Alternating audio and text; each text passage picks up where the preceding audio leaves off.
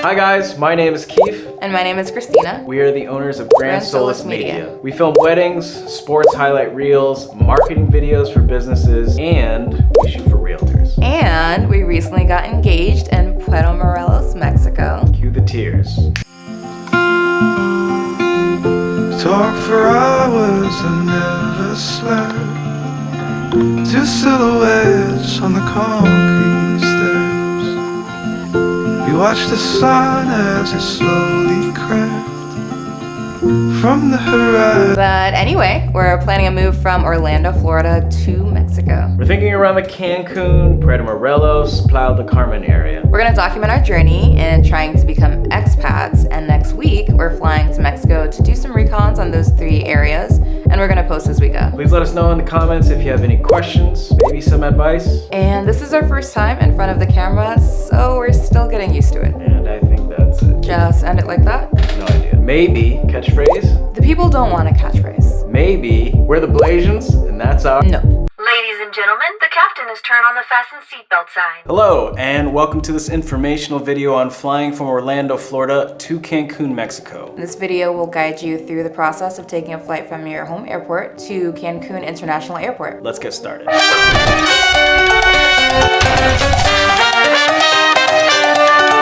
First step is to book your ticket. You can do this by visiting the website of any airline that flies from your airport to Cancun. Make sure to choose a flight that fits your schedule and budget. Here are 9 tips on booking a ticket.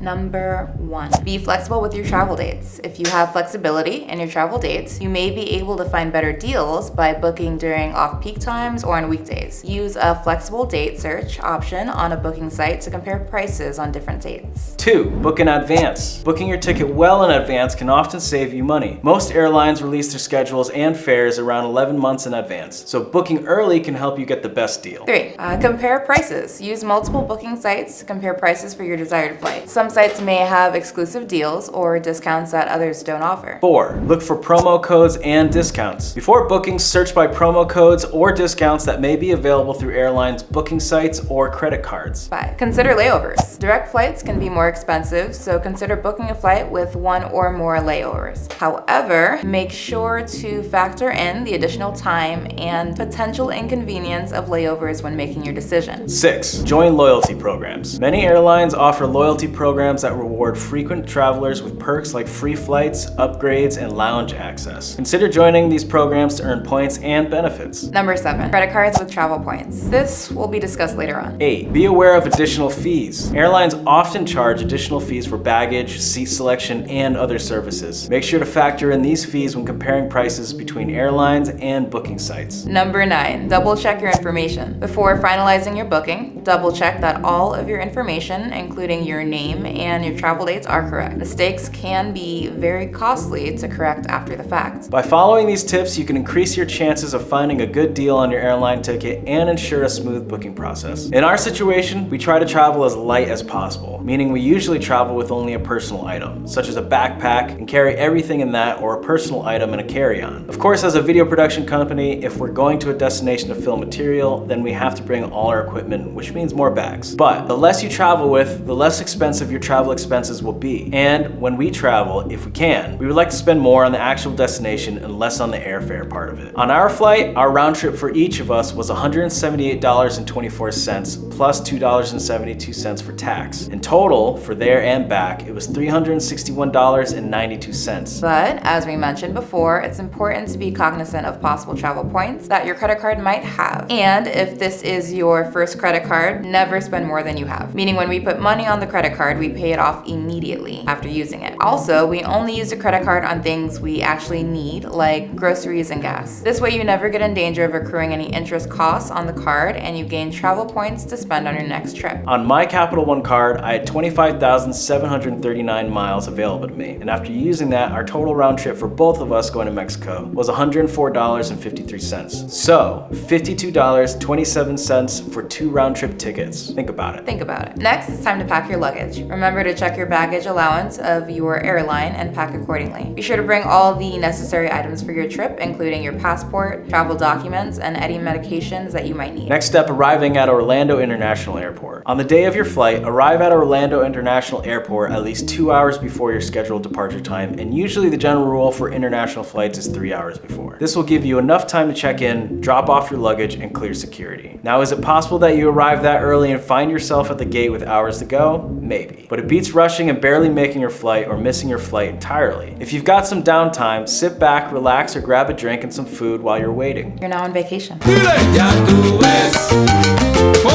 Once you arrive at the airport, head to the check-in counters of your airline. Present your travel documents and your checked-in luggage and collect your boarding pass. After you check in, proceed to the security checkpoint. Remember to remove any liquids, electronics, and metal objects from your carry-on luggage before placing it on the conveyor belt. Once you clear security, follow the signs to your gate. Board your flight when your boarding group is called and present your boarding pass and travel documents to the flight attendant. After your flight lands at Cancun International Airport, follow the signs to immigration and customs. The process used to be you had to fill out an immigration form which would ask for your personal info, travel itinerary, and purpose of your visit. Usually this happened on the plane before you landed and everyone's scrambling for a pen. Then, you'd land and present your passport and travel documents to the immigration officer, which could result in hours of standing in line. But now they have introduced brand new digital immigration machines which streamlines the whole process, making the immigration check-in relatively painless. With the new digital immigration machines, the processing of information can be completed in as little as 30 seconds. Passengers are required to scan their passports and boarding pass with the machines before moving forward to submit biometric data. Once all of the information has been collected, passenger records are then checked alongside an international database, after which they can proceed forward and be granted access to the country. Lastly, before you leave the immigration machine, it prints out a mandatory notice that has a QR code and URL that you need to use in order to obtain your digital migratory form. You must download it and have it ready to exit Mexico. And if you don't, you won't be able to leave the country. Innumerables situaciones constantemente se presentan. Sin ocasiones no hay salida para un dilema remediar. Hay que seguir buscando opciones que de inmediato no se encuentran.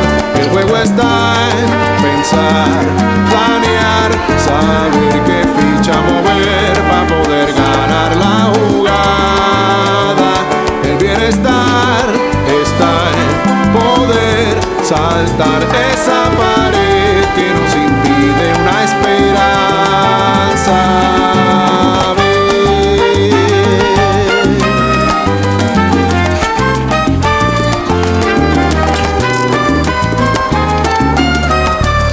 Exiting the immigration machine, you have to collect your bags if you checked any in. Exit the machine and make your way to the right down the hall. On the immediate right, you'll see where excited vacationers had to stand in line for hours to get to an immigration officer. And if you keep walking, you'll see a small liquor store of some sort on your left. Do I recommend buying anything from there? Probably not. Guarantee there are cheaper deals in Quintana if you didn't reserve an all-inclusive resort. But as you round the corner near the liquor shop on your left, you'll see the checked baggage carousel on your right. If you have checked bags, it might be a bit of a wait time. It could be quick, it could take hours. But in the end, be happy your bags actually arrived. And if they didn't, hopefully you have some air tags in your luggage. But anyway, continue to your left and you may run into some military. Don't be alarmed. You'll most likely see them often throughout your trip. And in most cases, you should feel safer that they're around.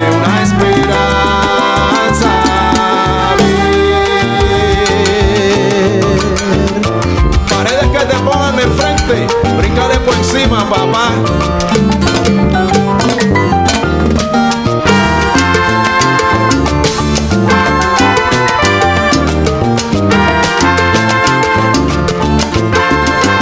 See.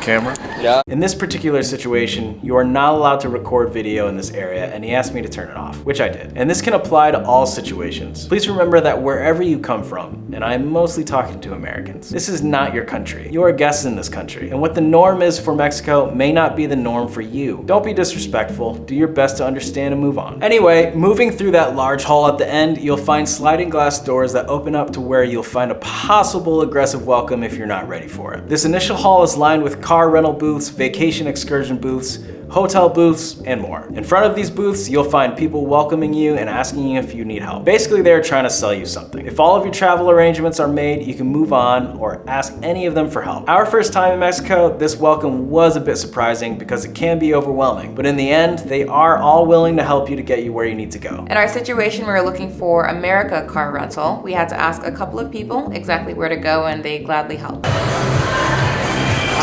Looking for America car rental. The shadow will be you gotta wait for the shadow right there. Sí.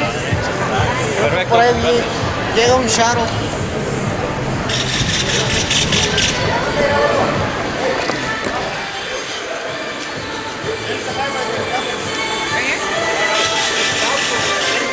Company is right there. Like this guy, the Oh yeah. We found this gentleman and he called the rental company for us to arrange a van to pick us up. He was great, he helped us, and we left him a tip.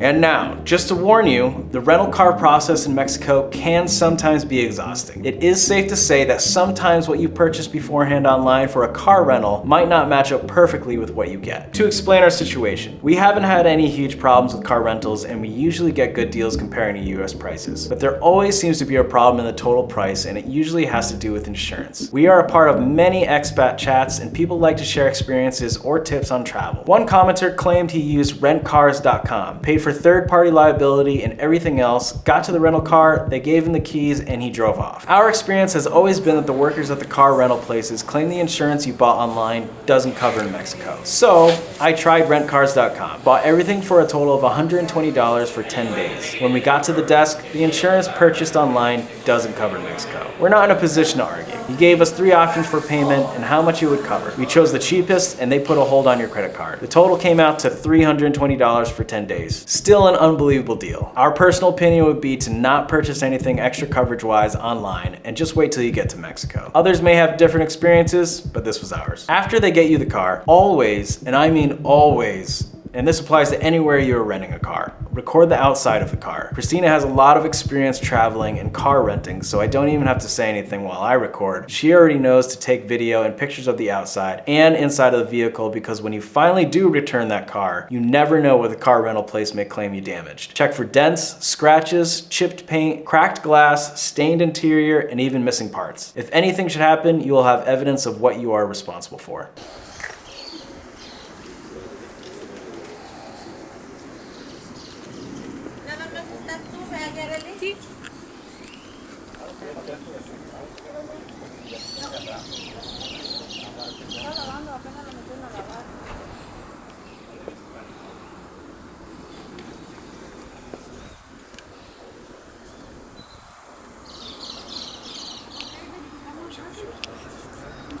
Driving. You should always do a little homework on how the driving works if you leave the country, even if you're leaving the state. Have you driven in New York before? It's chaos. Now the Cancun area all the way down to Playa del Carmen are the only strip of driving that we can talk about from experience. If you are not a confident driver, this place might not be for you. If you're used to driving on the right side, then luckily it's the same in Mexico. But it's important to note that not all road conditions are created equal. While some highways and back roads might be well maintained, there are others that are severely poorly marked, or it's a mix of gravel, dirt, and potholes, and speed bumps, or topes, or topes. Topes?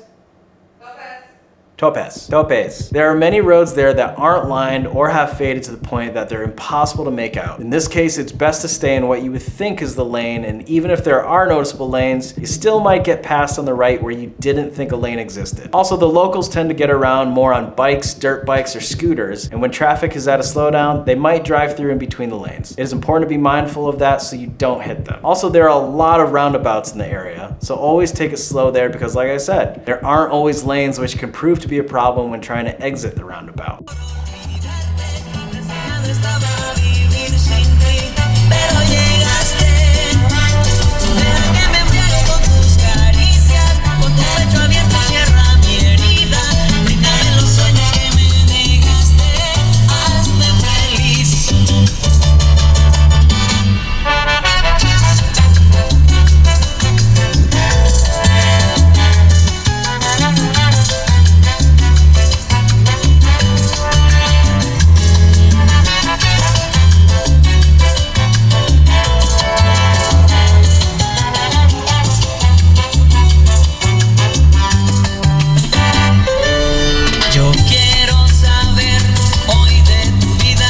Lastly, back to speed bumps, or topes. I'd recommend getting to know some of the Spanish words that can guide your driving, and topes is a big one. And when I say big, I mean if you miss a tope sign, you might hit a speed bump that could ruin your car. The sizes range from maybe a speed bump that is 1 inch in height to over a foot. Have I missed a sign before? Yes. Have I destroyed a car yet? No. Just always be aware of your surroundings. And that's the end of this first episode on our trip to Mexico. In future episodes, we'll talk about other things we've learned while we were in the Cancun, Puerto Morelos, and Playa del Carmen area. Different places to eat, to drink, where we stayed, and how our expat digital nomad lifestyle worked. Anyway, thanks for joining us on this trip. Keep traveling, live outside your comfort zone, and enjoy your life.